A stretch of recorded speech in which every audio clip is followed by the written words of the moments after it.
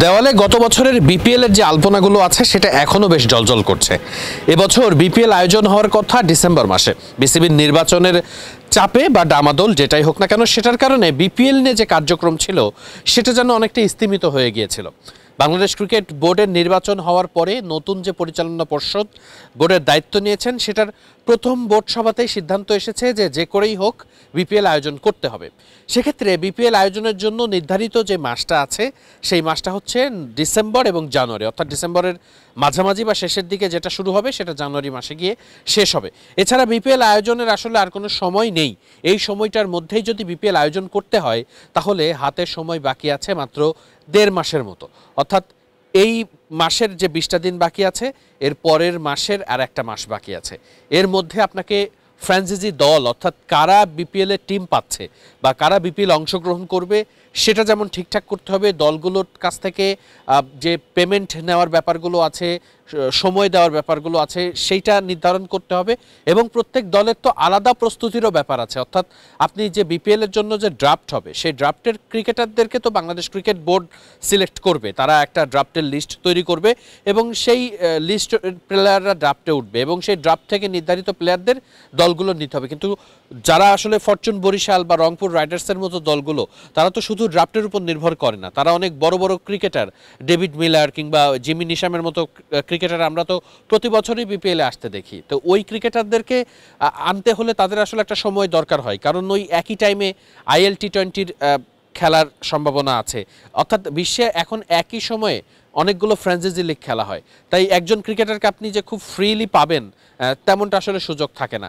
গতবারও আমরা দেখেছি যে এই অল্প সময় যখন থাকে তখন আসলে বড় দলগুলোও রংপুর রাইডার্স বলেন বা ফরচুন বরিশাল বলেন, যারা আসলে বেশ ভালো টাকা ব্যয় করে এই বিপিএলে দলের প্লেয়ার আনার ক্ষেত্রে, তারাও একটা প্লেয়ারকে আসলে খুব লম্বা সময়ের জন্য আনতে পারে না। কাইল মায়ার্স ফরচুন বরিশালের ঘরের প্লেয়ারের মতো হয়ে গেছেন, তারপরেও তাকে কিন্তু পুরোটা সময় ধরে রাখা যায় না, কারণ একজন ক্রিকেটারকে যে আপনি ধরে রাখবেন আপনার তো ওই স্লটটাই আপনি জানেন না যে আদতেও বিপিএল আসলে কোন সময়টাতে হবে।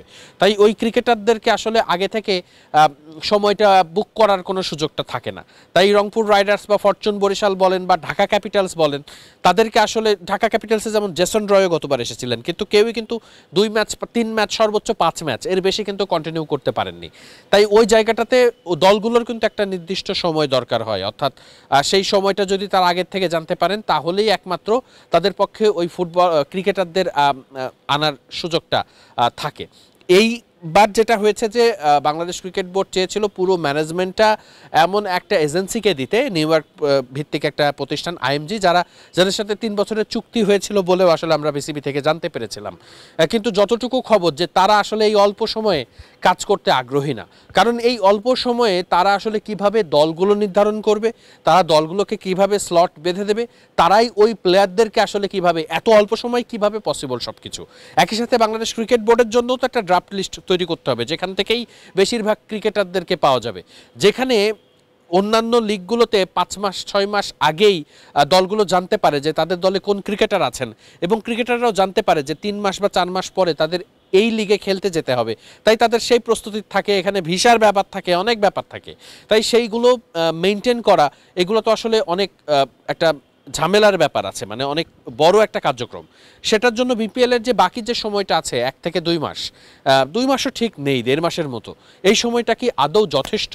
এই সময়টাতে আসলে বিপিএল আয়োজন কতটুকু করা সম্ভব সেটা নিয়ে কিন্তু অনেক বেশি আলোচনা হচ্ছে। এর মধ্যেই যে প্রতিষ্ঠানকে বিপিএল আয়োজনের জন্য বিসিবি দায়িত্ব দিতে চেয়েছিল সেই প্রতিষ্ঠানটা কিন্তু শেষ পর্যন্ত বিপিএল আয়োজনের জন্য আসলে তারা রাজি হচ্ছে না, কারণ এই অল্প সময়ে তারা কতটা সবকিছু পরিস্থিতি মোকাবিলা করতে পারবে সেটা নিয়ে কিন্তু তাদের মধ্যে একটা সংশয় কাজ করছে খুব স্বাভাবিকভাবেই, কারণ আমি কারণগুলো একটু আগে আপনাদেরকে ব্যাখ্যা করেছি।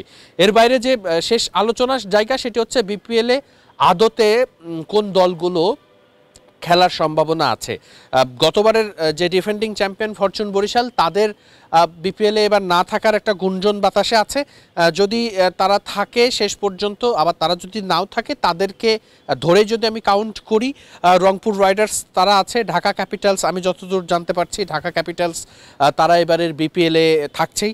অর্থাৎ গতবারের বিপিএলের পরে অনেক দলগুলোর নিয়ে অনেক অভিযোগ ছিল এবং সেখানে ফিক্সিং ইস্যুজনিতও অনেক দলগুলোরকে নিয়ে অনেক তদন্ত ছিল।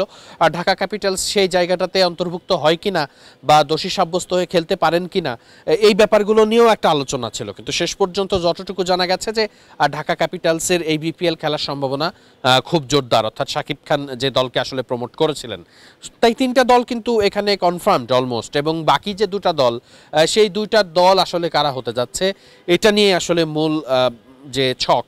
যতটুকু জানা গেছে যে রাজশাহীর গতবারের যে দলটা ছিল, যে দলটা নিয়ে আসলে এত শিরোনাম খবরের, সেই দলটা আসলে এবার থাকছে না কোনোভাবেই। নতুন কোনো দল আসার সম্ভাবনা আছে সেই জায়গাটাতে, এবং আর একটা দল খুলনার এই বিপিএলে অংশগ্রহণ করার সম্ভাবনা আছে। এই পাঁচটা দল মোটামুটি খুবই কনফার্মড, এবং শেষ মুহূর্তে হয়তো আর একটা দল বাড়তে পারে, কিন্তু 6 দলের বেশি বিপিএল হওয়ার সম্ভাবনা খুবই কম। একটা কারণ হচ্ছে যে আপনি যখন 6 দলের বেশি বিপিএল করবেন, 7 দল বা 8 দলের বিপিএল করতে যাবেন, 7 দলের 8 দল তো আসলে সুযোগ নেই, 7 দল, সেক্ষেত্রে আসলে একটা দল বা দুটো দল বাড়াতে গেলেও ফিকচারের যে সময়সীমা সেটা কিন্তু অনেক বড় হয়ে যায়। কিন্তু ওই যে ডিসেম্বর জানুয়ারির যে স্লটটা, এই এত সময় আসলে বাংলাদেশ ক্রিকেট বোর্ডের হাতে নেই।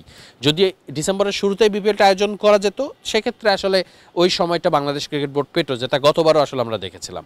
কিন্তু খুব অল্প সময়, তাই দলগুলো 5টা থেকে 6টা দলই নেওয়া ছাড়া আসলে বাংলাদেশ ক্রিকেট বোর্ডের বা বিপিএল গভর্নিং বডির কাছে খুব বেশি সুযোগ নেই। বিসিবি সভাপতি আমিনুল ইসলাম বুলবুল তিনি নিজের কাঁধেই রেখেছেন বিপিএলের দায়িত্ব, এবং শেষ পর্যন্ত বিপিএল আসলে কোন ফরম্যাটে মাঠে গড়ায়, মানে বিপিএল প্রতি বছরই তো আমরা নতুন নতুন পরিকল্পনা দেখি, সেই পরিকল্পনার জায়গাটাতে আসলে কোন ফরম্যাটে এবার মাঠে নামবে সেটা আসলে দেখার বিষয়। সময়টা খুবই কম, এই অল্প সময়ে বিপিএল মাঠে গড়ানো, ভালোভাবে মাঠে গড়ানো, ভালো ক্রিকেটারদের আনা, অ্যাকোমোডেট করা, দারুণ সম্প্রচার নিশ্চিত করা, ক্রিকেটারদের সব ম্যানেজমেন্ট সব কিছু ঠিকঠাক করা, এইগুলো এত অল্প সময় ম্যানেজ করা কিন্তু খুবই কঠিন, খুবই চ্যালেঞ্জিং।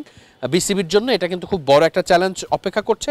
এবং ব্যক্তিগতভাবে আমার কাছে মনে হয় এই পরিস্থিতিতে বিপিএল যদি আয়োজিত হয় ভালোভাবে, তাহলে আসলে বাংলাদেশ ক্রিকেট বোর্ডের জন্য সেটা খুব বড় একটা নিদর্শন হয়ে থাকবে। মিরপুর শেরেবাংলা জাতীয় ক্রিকেট স্টেডিয়াম থেকে ওয়াহিদ মুরাদ, মিডফিল্ড।